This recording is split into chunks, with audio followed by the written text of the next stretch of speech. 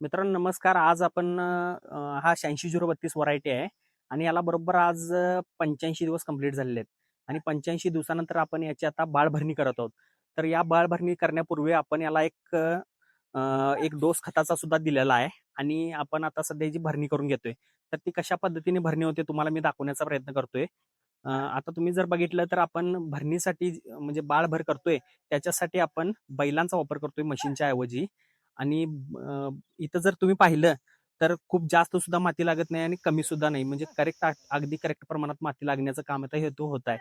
तर मित्रांनो आपण इथं पाहू शकता की कशा पद्धतीने बैलांच्या उपयोगानं आपण साह्यांना आपण या ठिकाणी बाळभरणी करतोय आणि इथं जर तुम्ही पाहिलं तर कशा पद्धतीने माती लागत आहे तुम्ही बघू शकता. म्हणजेच काय तर आता बऱ्यापैकी 8, 9, 10 या संख्येमध्ये फुटवे आहेत आणि आपल्याला तेवढेच फुटवे बास आहेत. त्यामुळे आपण काय करतोय तर त्याला तितक्याच प्रमाणात आता माती लावून आता फुटव्यांवरती थोडासा कंट्रोल करायचा आपण पाहतोय.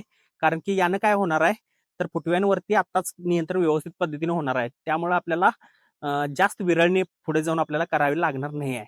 आणि मित्रांनो याला आपण बाळभर करण्यासाठी आपण त्याला अगोदर एक खत टाकलं होतं आणि ते खत आपण कोणतं टाकलं होतं मी आपण थोडक्यात पाहणार आहोत. तर मित्रांनो आपण ते खत त्यामध्ये आपल्याला काय काय होतं ते पाहून घ्या थोडं. तुम्ही पाहिजे असलं तर मी स्क्रीनवरती टाकतो. तुम्ही स्क्रीनशॉट जरी काढून घेतला तरी चालेल. तर मित्रांनो त्यामध्ये आपण 24-24-0 महादनचं जे 24-24-0 होतं ते आपण घेतलं होतं. एक बॅग घेतली होती. कारण की आपण हा हलका डोस देतोय. कारण की आपण याच्यानंतर जवळपास 120 दिवसाच्या दरम्यान आपण मोठी भरती करणार आहोत. मग त्यावेळेला आपल्याला मोठा डोस चांगला पडणारच आहे. तर आपण एक सॉफ्ट डोस आपण याचा गेलेला आहे. तर मित्रांनो त्याला आपण घेतलं होतं 24-24-0ची एक बॅग. त्यानंतर जवळपास अमोनियम सल्फेटची एक बॅग. त्यानंतर पॉलिसल्फेट म्हणून आता आयसीएल कंपनीचा ती एक बॅग घेतलेली आपण 25 किलोची होती ती.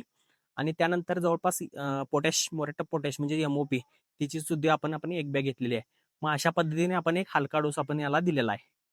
तर त्याच्यासोबत आपण तुम्ही सुद्धा त्याच्याबरोबर निंबोळी पेंड ऍड करू शकता. याला शेणखत प्रॉपर पडलेला आहे त्यामुळे आपण शेणखत याला दिलेलं नाही आता सध्या. तुम्ही जर का शेणखत वगैरे जर थोडं कमी असेल, तुमचा सेंद्रिय गर्भ सुद्धा थोडा म्हणजे इतका चांगला नसेल, तर तुम्ही निंबोळी पेंड ऍड करू शकता किंवा कोंबड खत सुद्धा तुम्ही ऍड करू शकता यामध्ये डोसमध्ये. धन्यवाद.